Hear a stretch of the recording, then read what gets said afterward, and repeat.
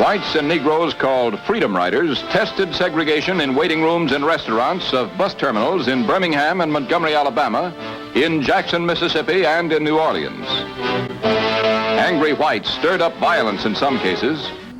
But we did not anticipate that the violence would start 2 hours before we would get to Birmingham at Anniston. On May 14th, the first Freedom Riders bus was stopped and burned by segregationists near Anniston, Alabama. On May 20th, another group reached Montgomery only to be manhandled by white mobs. It took federal marshals and the National Guard to get them out safely. This is Robert Shackney in Birmingham, at the home of a Negro clergyman. And with me are part of a group calling themselves the Freedom Riders. Yesterday they ran into trouble. They ran into violence. I got beaten twice yesterday by hoodlums, once aboard the bus and once in the terminal in Birmingham.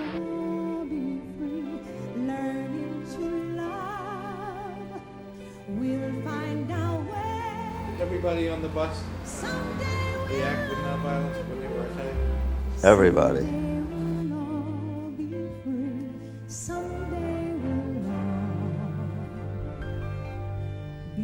Today they say they intend to keep up their pilgrimage. Segregation must be stopped. It must be broken down. Those of us who are on the Freedom Ride, we will continue the Freedom Ride. We're going on to New Orleans, no matter what happens.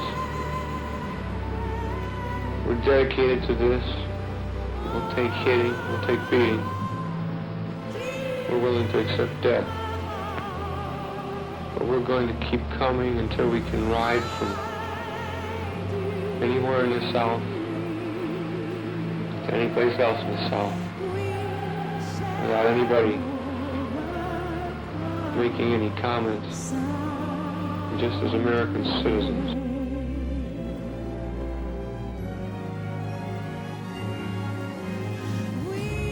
The year of the sit-in ended and the era of the Freedom Ride began. By year's end, many southern terminals bowed to federal laws, removed segregation signs.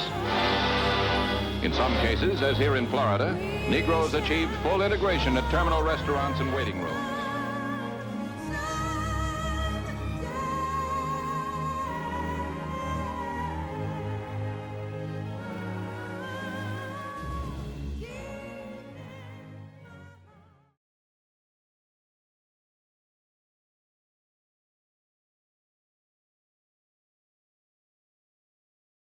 No one familiar with the history of his country can deny that congressional committees are useful.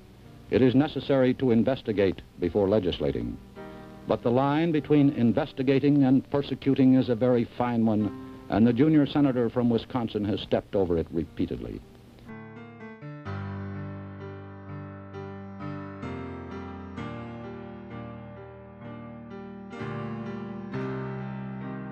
His primary achievement has been in confusing the public mind as between the internal and the external threats of communism. We must not confuse dissent with disloyalty.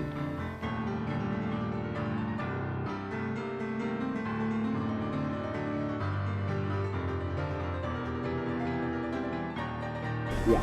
Are you now, or have you ever been a communist? I'm not now a communist.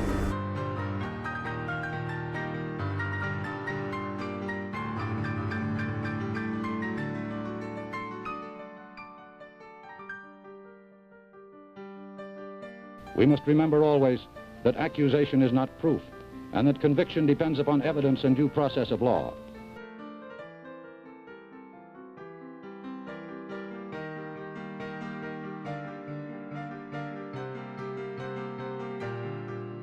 On the other hand, there is that small, closely knit group of administration Democrats who are now the complete prisoners and under the complete domination of the bureaucratic, communistic Frankenstein which they themselves have created.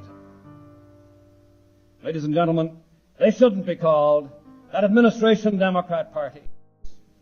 They shouldn't be called Democrats. They should be referred to properly as the Commie-Crat Party.